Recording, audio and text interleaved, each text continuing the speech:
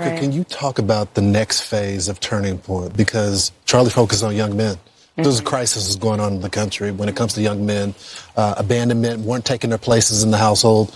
And now you're focused on young women. Correct. How's that task been? You've always been a writer. You've always had things to say, but you kind of focused on the family for a long time. People that knew you, we knew that you had all these thoughts. But how has the leadership role been for you now? It's powerful because there was no daylight between Charlie and I, so I witnessed everything firsthand, front row seat. Charlie did have a phenomenal way of communicating with the young men of Gen Z and millennials, actually, honestly, every generation, to be quite frank.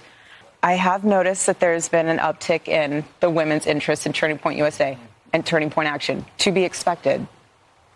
But, again, I view it as a holistic thing. You can't just focus on the female and you can't just focus on the male. There is a beautiful balance of having the two turn into one of you're an American.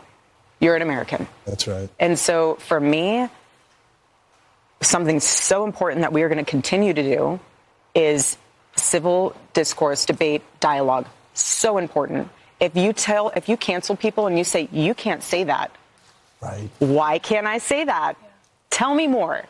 You have to counter bad ideas with good ideas. You have to have that debate and dialogue. And I can't have, what I do not want to have happen is someone say, well, I'm afraid to talk to that person because X, Y, Z, and I don't want them to be platformed. It has nothing. If we don't communicate and combat each other in a very civil discourse way of discourse, dialogue, that is where we get in trouble, and that's where this whole side, you have to continue that. So that is very important to me. From the female standpoint, it's being able to show them that being a mother is not a weakness. That is a superpower, if anything. When you are a mother, something ignites within you that transforms and transcends you and beyond.